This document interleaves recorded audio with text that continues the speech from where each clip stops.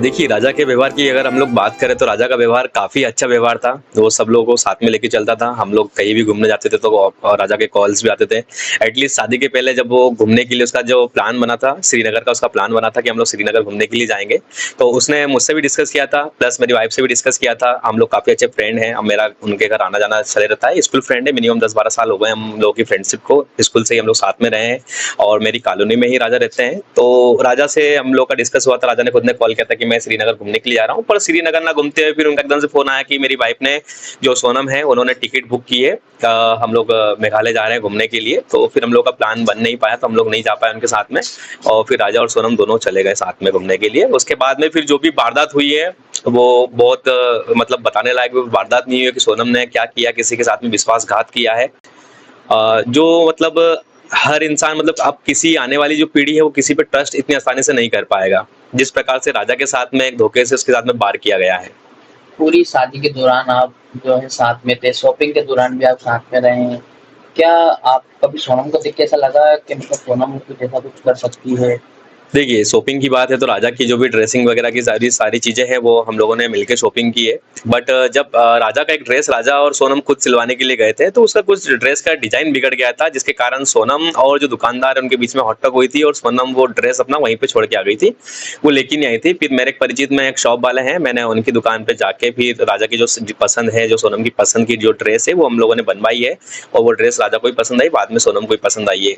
इसी बीच में राजा और मैंने राजा से मेरी डिस्कस हुआ था, तो मैंने राजा से पूछा था कि राजा, अभी तक तुम्हारे पास कॉल नहीं आया है सोनम का, क्या बातचीत नहीं करते हो क्या तुम लोग?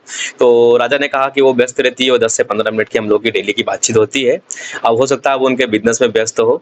तो मैं बस यही जानना चाह रहा हूँ कि कौन-सा कपल है जो शादी के पहले या शादी जिस आपकी फाइनल हो चुकी है उसके बाद भी आप लोग बात नहीं कर रहे हो। बहुत से लोग होते हैं कि यार ड्रेस मैच करके देखते हैं, चूड़ियाँ मैच करते हैं, सारी चीज़ें मैच करके देखते हैं कि क्या चीज़ कैसी लग रही है, हम लोग मैचिंग मैचिंग पहनेंगे या नहीं पहनेंगे। इस टाइप में राजा और सोनम में बहुत सारी चीज़ें, मतलब एक संकेत दे रही थी ये सारी चीज़ें कि सोनम कहीं न कहीं खुश नहीं थी इन चीज़ों में और इन्वॉल्व कम हो रही थी। कभी राजा ने कभी आपसे विषय में चर्चा की थी? जो शादी को लेके बातचीत जिनकी तय हुई थी या सोनम के समय नहीं देने को लेके कभी डिस्कशन किया हो आपसे? राजा से मेरी बात हुई थी। राजा बस मतलब यूँ नॉर्मली हम लोग की बात जब इनकी शादी फिक्स ही नहीं हुई थी, तभी उससे पहले ही राजा मुझसे पूछ रहा था, लड़कियाँ जब लड़कियाँ देख ही रहे थे, वो लोग उनकी फैमिली वाले लड़की देख रहे थे, तो राजा पूछ रहा था यार शादी करूँ कि नहीं करूँ, करूँ कि नहीं करूँ? तो मैंने उसको बोला कि अभी हम लोग 30-30 साल के हो गए, अब शादी नहीं करेंगे तो कब करेंगे? इस विषय पे हम लोग की डिस्कस हुआ था। उसका लास्ट में फ़ोन भी आया था मेरे पास में कि यार कर ले शादी, कर लूँ क्या? मैंने कहा हाँ, कर लो आप, एज हमारी यही है जो शादी करने लायक है। बस हम लोग की यही डिस्कस हुई थी शादी के लिए। जिस दिन राजा की जो सगाई हुई थी, उस दिन आप लोग भी वहाँ मौजूद थे उनके घर पे, सोनम के? सर सगाई उनकी जो है वहाँ पर नहीं हुई थी, इनकी सगाई अपने यहीं पे थी, गार्डन में थी उनकी सगाई। और पूरा इनका हल्दी, संगीत, मेहंदी सारी चीज़ें गार्डन से ही हुई थी। जब उनका महिला संगीत हुआ था घर पे, उसमें आप एंकरिंग कर रहे थे, माँ सोनम ने भी वचन लिए थे। तो कुछ क्या चीज़ें आपको लग रही थी? क्योंकि कहीं न कहीं जो शादी के वीडियो वायरल हो रहा है, उसमें कहीं न कहीं सोनम जो है खुश नज़र नहीं आ रही है, काफ़ी गुस्से और तनाव में दिख रही है। देखिए, अगर हम सोनम की बात करें तो सोनम की अगर आप फ़ोटो उठा के देखेंगे, जैसे मान के चलिए उनकी जो मंगलसूत्र पहना है, उनकी फ़ोटो आप देख लीजिए। कोई गेम एक्टिविटी उठा के देख लीजिए, मैंने एक गेम खिलवाया था जिसमें सोनम जो रस्सी खींचने का गेम था, तो सोनम उस चीज़ों में इन्वॉल्व नहीं हो रही थी। सोनम की अगर आप पुरानी फ़ोटो उठा के देखेंगे तो सोनम और उनकी मम्मी जी दोनों गुस्से में आपको दिख रही हैं।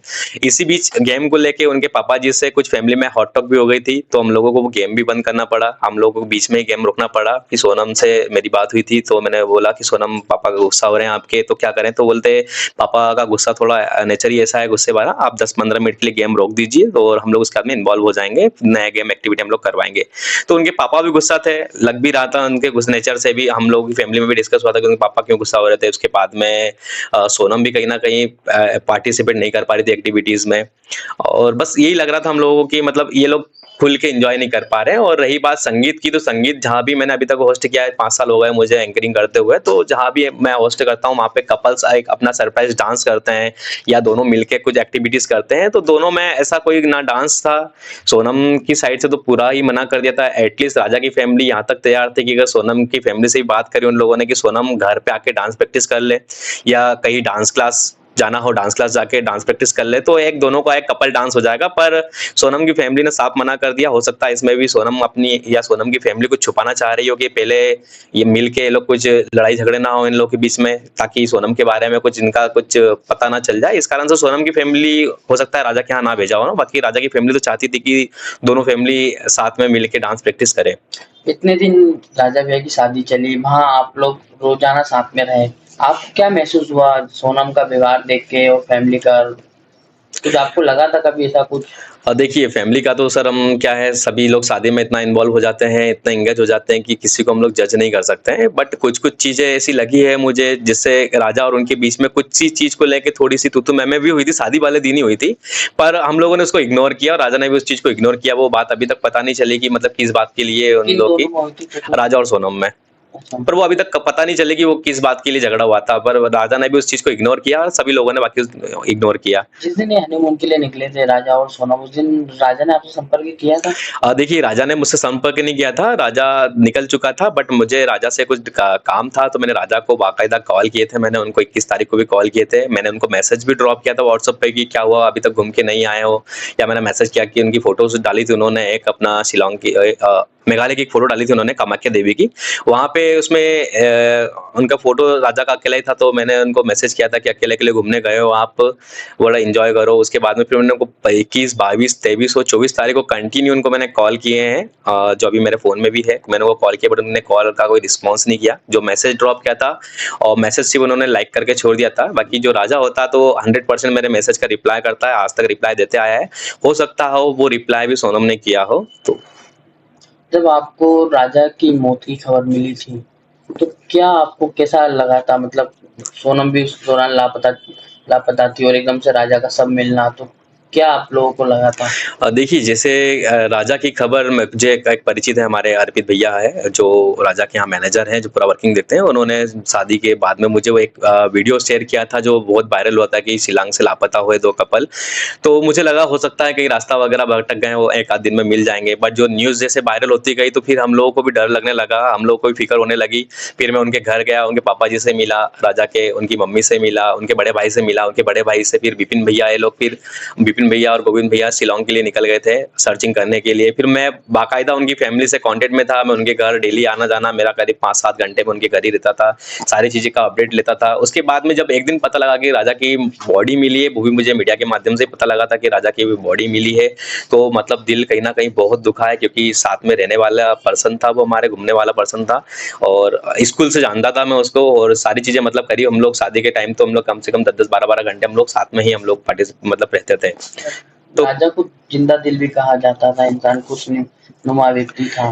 देखिए, राजा का जो नेचर था वो बचपन से नाम उसका राजा था और वो रहता भी राजा की तरह ही था। अगर बात करूँ मैं उनकी राजा को रहने के लिए, तो दिलखोज आदमी था। अगर खर्चा करने की बात करूँ तो खर्चा भी बहुत करता था, और दोस्तों के लिए तो मतलब दिलदार आदमी था, ऐसा मैं बोल सकता हूँ। क्योंकि राजा जैसा पर्सन, मतलब हम लोग पार्टीज़ भी करते हैं पर राजा ना कभी कोई उनकी बुरी आदत नहीं थी।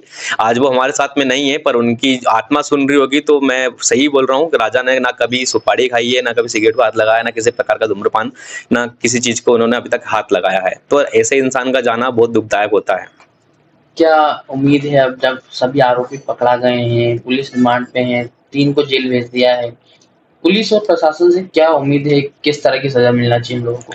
देखिए, सज़ा की बात तो ये है कि हमारा जो कानून है, कानून में कहीं न कहीं परिवर्तन होना चाहिए। क्योंकि अगर आपको सारी चीज़ें, अगर आपको सारे सबूतें मिल गए हैं, सबूत सारी चीज़ें मिल गई हैं, तो आप यार फांसी की सज़ा की सब लोगों की डिमांड है।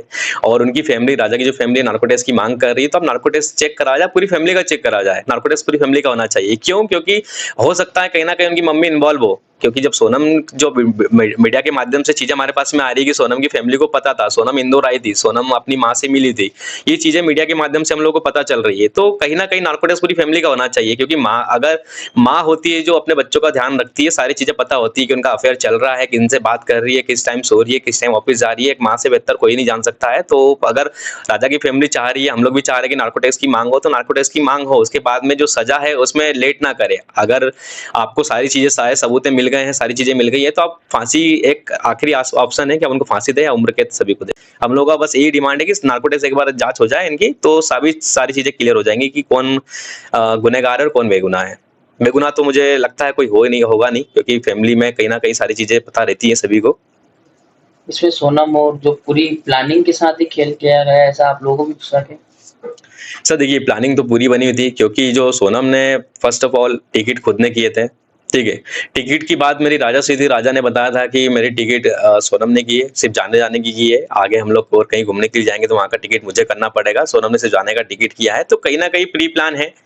आपने जहाँ पे मीडिया के माध्यम से पता लगा कि देवास नाके पे कहीं इन्होंने फ्लैट लेके रखा था, 1 महीने पहले ही लिया हुआ था इन लोगों ने, तो ये पूरा प्लान बना हुआ है और पूरी प्लान और साजिश के साथ में ये सारी चीज़ें की गई है और पूरा साजिश रच के सभी लोगों ने मिल के किया है।